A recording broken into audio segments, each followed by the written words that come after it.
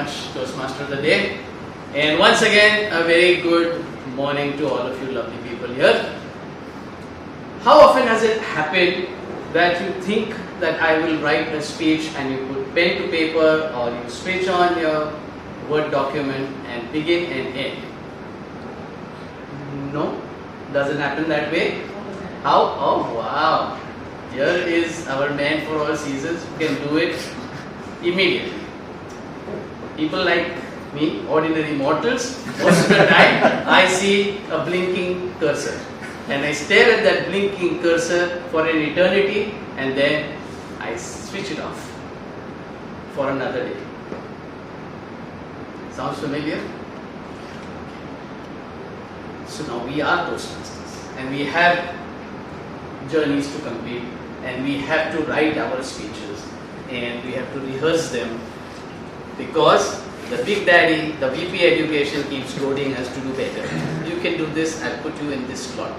And then at the last moment, then you get that headache and you call the VP head and back out. So I really can't make it today, put it for the next time. So shift the headache back onto the VP head. That's not how it happens. The goading of the VP head is actually a blessing in disguise because that helps us to finally complete our speeches. How is it related to the theme? Can you explain that? I am getting to that. Thank you very much for reminding me. So back to the topic at hand. And my purpose here is to try and share my experiences on overcoming this hesitation in finally writing a speech. So there are certain steps which can be learned, and I believe after hearing all of this, after experiencing this for such a long time, I believe that these are really simple steps which all of us can implement to churn out speeches at will.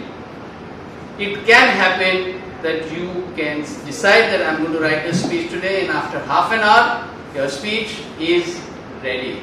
All it needs is for you to work in tandem with your mind and your heart.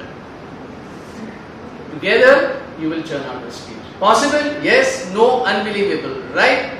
So let's get to step one. Step one of writing a speech is to decide on the topic. What in the world are we going to write about or speak about? So one way to do it is to make a little list of the things that you love. Kasif, for example, loves Katrina Kaif. And it stops there. There isn't many other things that he loves. So, problem number one for him. But for most other people, we can have a long list of things that we love, right? At least 8 to 10, right? Chocolates hai, tennis hai.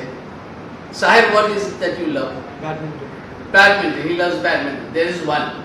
By that you can think of 8 to 10 things that you actually love. I love mithai.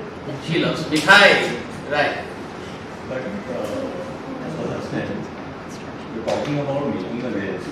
But all this thing is all easier said than done. Make a list. We got all this a lot in all our workshops and all that we have for the ISC and students. Everything comes there, make a list, do this, do these steps. But I've realized that all this is all very theoretical and it never really works. When I'm sitting and I'm writing a speech, I've written so many. But like you said, first the paper is just staring back at me, and then nothing ever happens after that. And even when I start writing, there's so many aspects to it. Once I'm writing and thinking about the content, then I think about the grammar, then I think about the body language, then I think about personalization. There's so many aspects to it. I'm so glad you're thinking of so many. Do you agree with that, Gauri? Do you also feel that all this is purely theoretical and can never? I'm sorry, Saina. I'm so sorry, Saina. Yes.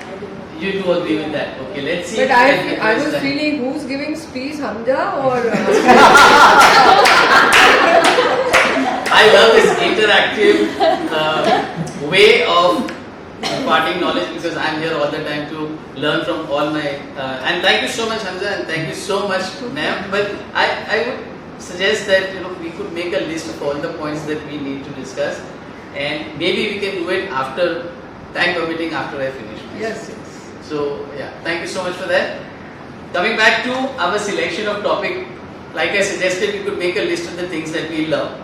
The next list that we can make, this is a universe full of topics. A small subset of that is the things that we love. we can make another list of the things that we know about. There are things that we know about, that we have an expertise in. Like Sandhya just told in her speech how many things that she's learned. She's learned law, she learned engineering, she learned marketing skills. So these are things that lie in her domain of expertise. You can make a list of those things. And the third list that we need to make is, depending on which audience you are addressing, the things that that audience cares about.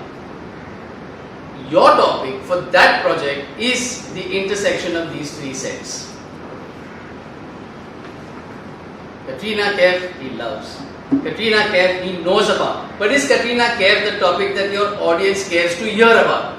If the answer to that is yes, go ahead, construct a speech on Katrina Kaif. But if it's not, scrap that. Find something else that you can learn and that you can acquire knowledge about. But most cases, we have these lists in hand, and then we can find the intersection of these three sets that can be locked in as your one topic on which you can speak. Next step is make a mind map. Everybody familiar with the term mind map? Yes? Essentially, just to go back to the basics, is you keep your topic in the center of a blank sheet of paper and then ideate. Just let your mind roam free on that topic. So for example, if your topic happens to be health, okay, so what is it that you can talk about on health? You can talk about diet, you can talk about exercise, you can talk about importance of sleep, you can talk about health. So these are your 4 points that you can talk about in your speech. You miss the most important point when you speak about health. Yes. And that point is food. You can talk about I food. said diet right in the beginning, but we can We talk reclassify about that diet, as it's about good food. When I say food, I mean junk food. How important junk food is in your life. point taken. It is a very important part of not just our diet, but now increasingly a part of our horrible lifestyle too. And I appreciate your bringing that up to me. So when you talk about diet, then this can branch off into 3 sub-points. One of which would be, yes, of course, junk food. And what that causes, and that can be related to lack of sleep, because I believe that is what happens when you imbibe too many calories. Or if you're talking about, or if you're liking tennis and you think that this is a topic which will interest your audience, then you can ideate about tennis. And what all can you talk about in tennis? You can help me here, Alifia. One thing that you can talk about on tennis. One broad point. Roger Federer. Roger Federer. So you can talk about good, great players. That it could be one area in which you can. Something that Sandhya you could add on tennis. Yeah, so the kind of tournaments that are played in tennis, the kind of shots. So you have the lob, you have the forehand, you have the drop shot, you have various shots. So you can talk about the kind of shots, how the game is played, how the points are scored. These can be your major topics. Now you've got a lot of information. If you just branch out from that, so a main idea followed by 3 sub-ideas, main idea followed, yes. Sir, I think I'm lost somewhere because I don't see the giant anywhere and I'm not seeing how he's playing it. So prior to that, I want to say I love Maria Sharapova. Okay. So you can. She doesn't love you back.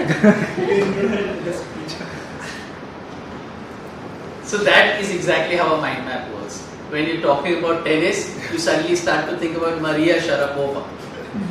And then you, in your enthusiasm, are wanting, and this is a very positive sign. I love this because you are eager to relate the title of my speech to the content that I am delivering as at this moment of time. So I'm glad, be with me here, and this might somewhere help you. So once that mind map is made, and once you've got your 3 major points that you selected to speak about, and you have got your 3 sub points on that, am I clear on this? Honestly, am I making any kind of sense? Did you ever make any kind of sense? Mostly, yes. There was a communication I would there. say somewhat. Sorry? Somewhat. Up to a certain extent, you did make a sense. I did make some sense. Yes. My questions remain unaddressed. Even Even mine. Even yours. I will attempt to do so. Just give me a couple of minutes to wrap this up in as short a period of time as I can. So moving on from there, once you made a mind map, then you need to decide what your general purpose is. Somebody in the speech mentioned today that our general purpose could be anything from entertaining to inspiring to persuading. So what is it that you really want to do? And then what is your specific purpose? What is it that you want the audience to do once they've heard your speech? Once that is done and you determine what your purpose for creating the speech is, you can move on to the next step, which is deciding upon an outline. What outline would be best for this speech? All that wealth of material that you just gathered, how can you make it into a proper presentable speech? Would you use the method of past, present and future? Would you use the method of problem, cause and solution? Say like if you're dealing with the subject of health, would you start with a statement like the world over a new disease is coming up and that is called diabetes, combination of diabetes and obesity, and that is found to be more prevalent in younger kids, and the average age for the occurrence of this is going down every year. Why is this? It's because of the meals that are served in schools. Alright, so how do you want to align this? Do you want to do problem, cause and solution, or do you want to, whichever way suits you for that particular speech, you decide upon the outline and then you slay the giant within.